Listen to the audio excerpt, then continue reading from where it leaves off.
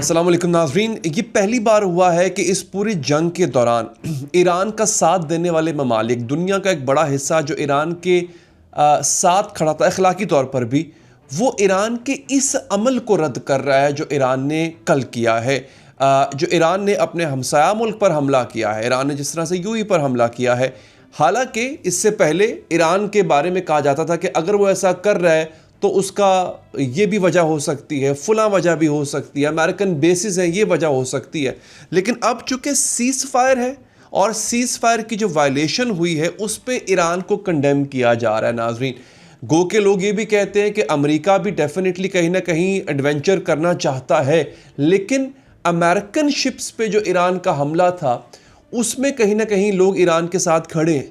लेकिन अपने हमसाया मुल्क पे जो ईरान ने हमला किया है हाल ही में, उस पर लोग डिवाइडेड भी हैं और बहुत बड़ा तबका ऐसा है जो ईरान के इस अमल के ख़िलाफ़ बात कर रहा है। ईरान के सदर मसूद पेज़ेश्किन अपनी IRGC पर भड़क रहे हैं। मतलब कोई और तनकीद करेगा, डेफिनेटली करेगा, वो तो अगयार हैं, लेकिन अपना भी अगर तनकीद करे तो इसका मतलब है सवाल तो उठाना बनता है। और इसीलिए आज मैं भी एक सवाल लेकर आया हूँ और ख़बर भी लेकर आया हूँ आपके सामने कि ईरान के अपने सदर मसूद पेज़ेश्किन अपनी ही IRGC के से नाराज़ हैं। इसको रिपोर्ट किया है 2 से 3 आउटलेट्स ने।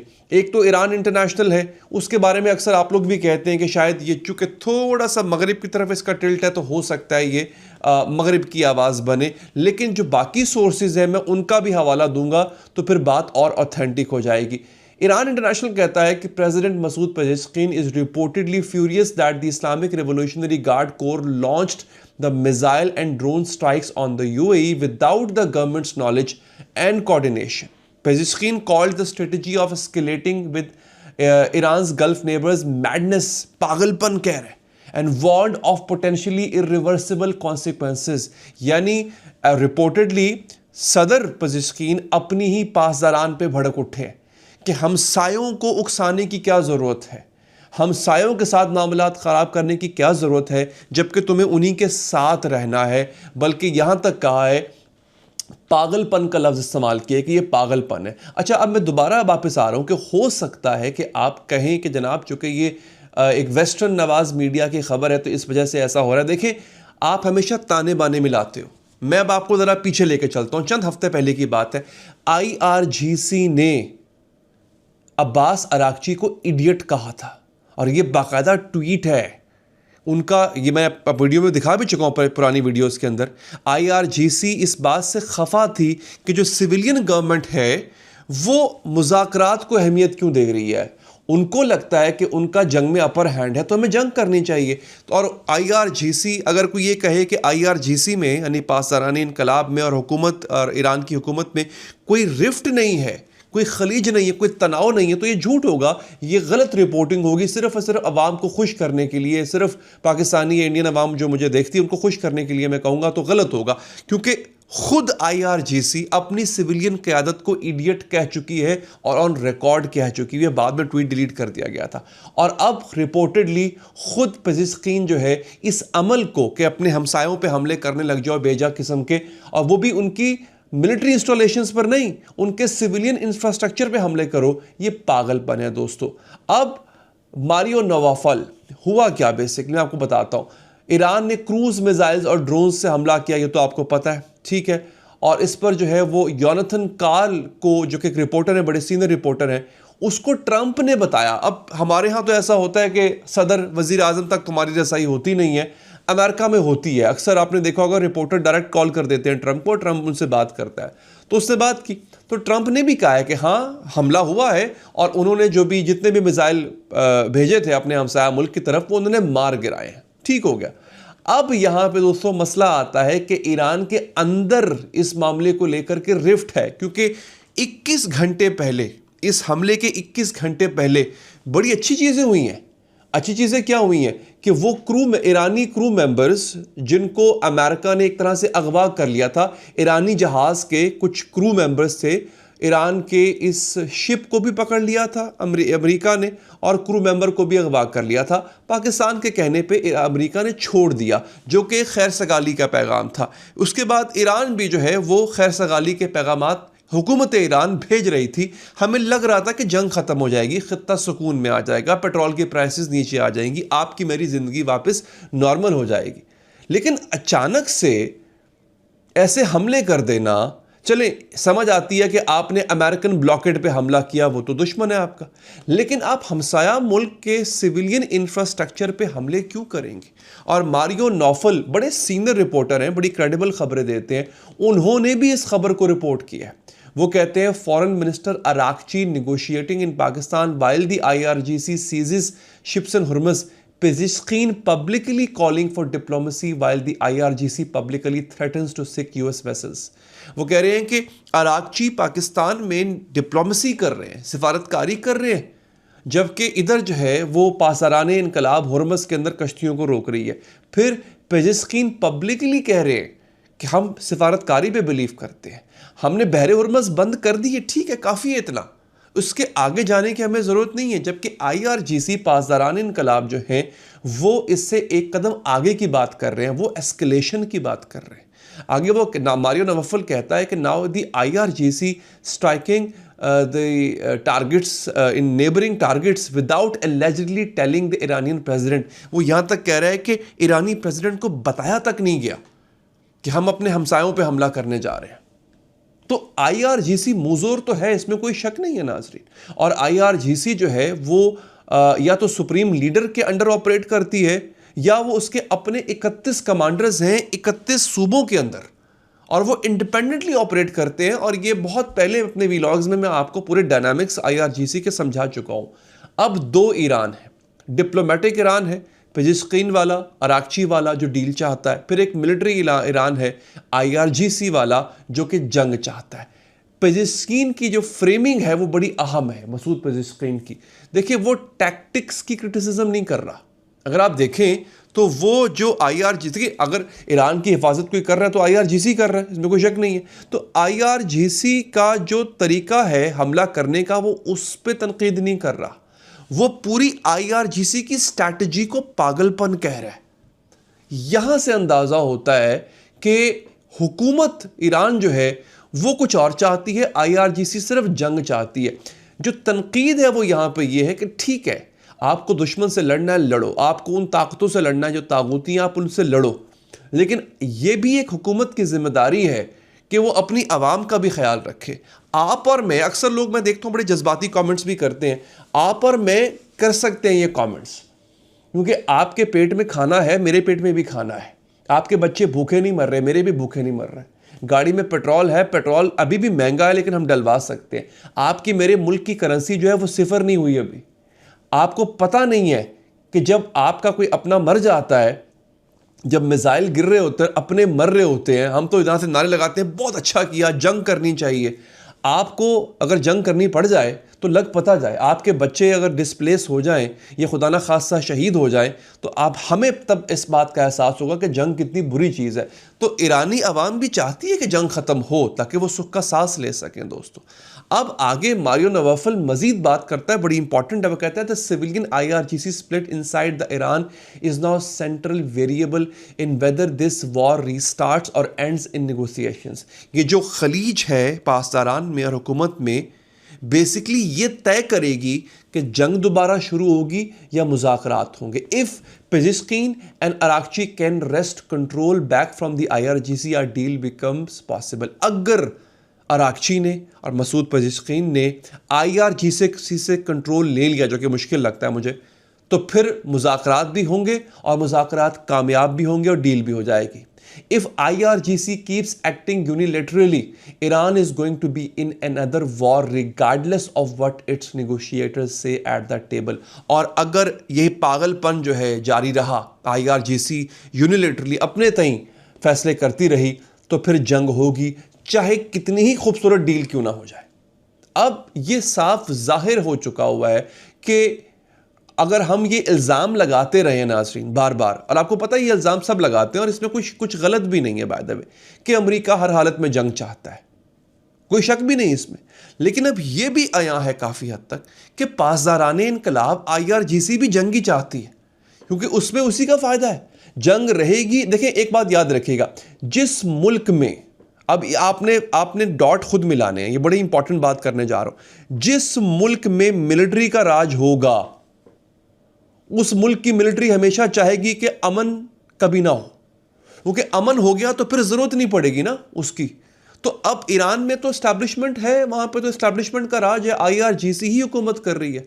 तो वो कब चाहेंगे कि मुसलसल अमन हो, क्योंकि बेदअमनी में ही उनकी ताकत है। देखिए एक बात याद रखें, अगर बहरे हुर्मुज़ पे डील हो जाती है तो फिर बहरे हुर्मुज़ का कंट्रोल सिविलियन गवर्नमेंट के पास चला जाएगा।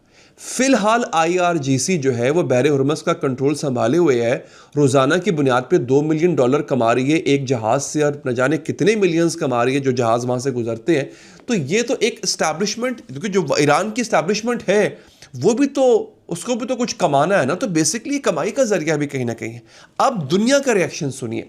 Saudi Arabia, MBS, he publicly condemned the attacks as unjustified and pledged full support to UAE। अच्छा, अब वो ममालिक जिनके दरमियान खलीज आ रही थी, ईरान के इन हमलों ने दोबारा से सऊदी अरब को और इनके बाकी ममालिक को एक कर दिया। सऊदी अरब ने अहम ऐलान किया कि हम साथ खड़े हैं अपने हमसाए के दोस्तों। यावियर ब्लास जो है एक एनर्जी एनालिस्ट है, वो कहते हैं that's this entire gulf block closing ranks in real time. Iran just handed its two biggest regional rivals a reason to coordinate more openly than they have in years। यानी कि Iran ने, और basically तो IRGC ने देखा जाए तो, वो पूरी की पूरी वजह जो है वो दे दी है गल्फ कंट्रीज को कि वो मुत्तहिद हो जाए। हालांकि इनके दरमियान एक रिफ्ट पाई जाती थी, लेकिन ईरान के इन एक्शंस की वजह से वो मुत्तहिद हुए हैं। तो अगर ईरान को ये लगता है कि इसमें उसका फ़ायदा है, या आईआरजीसी को लगता है कि इसमें उसका फ़ायदा है, तो मुझे तो कहीं से नज़र नहीं आ रहा दोस्तों कि कहीं से उसका फ़ायदा है। इसके साथ यूरोपीय यूनियन की जो सदर हैं वो इस एतराज़ कर रही हैं ईरान के ऊपर। उनके ट्वीट है, वो कह रहे हैं जनाब ये ज़ालिमाना कार्रवाई है। कनाडा के प्राइम मिनिस्टर मार्क कार्नी ने तक कंडेम कर दिया है। वो आदमी जिसने पूरी जंग के दौरान अमेरिका का साथ नहीं दिया, वो आदमी कनाडा, उससे पूरी, हालांकि नेटो मेंबर है, अमेरिका का इत्तेहादी है, लेकिन पूरी जंग में उसने अमेरिका का साथ नहीं दिया। उसने गलत कहा है कि ट्रंप की जो हरकत है वो गलत है, लेकिन वो तक बोल पड़ा है कि ये क्या कर रहे हो आप।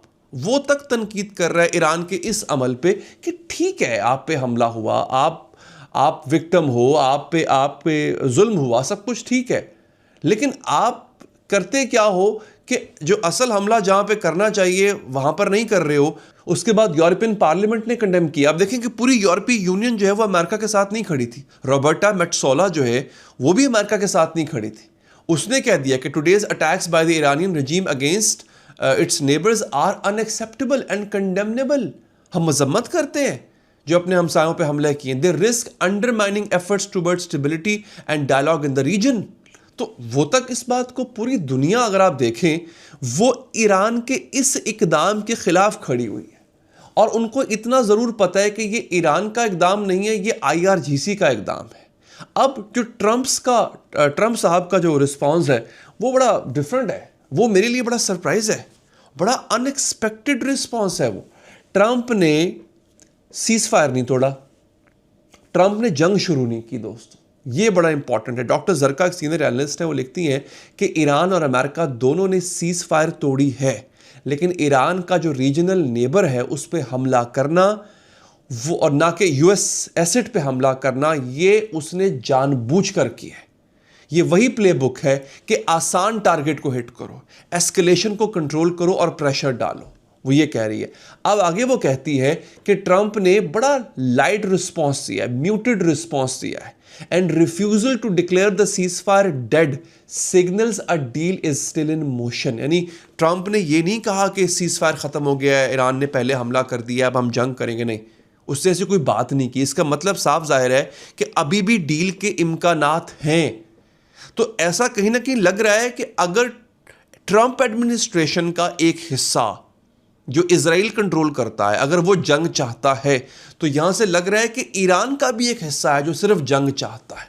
आगे वो लिखती है, what we have is a cold stalemate animated by a calculated indirect confrontation not collapse. Confrontation हो रही है, आमना सामना जरूर हो रहा है, लेकिन बिल्कुल कोलैप्स नहीं हुआ है। यानी ट्रंप अभी भी जंग नहीं चाहता, डील की कोशिश जारी है, क्योंकि उसको ये भी पता है कि मैंने अगर जंग शुरू की तो इस जंग का कोई इख्तिताम नहीं है और ट्रंप को फेस सेविंग चाहिए है यहाँ से। अब सवाल ये है कि ट्रंप करे क्या, ये अहम सवाल है।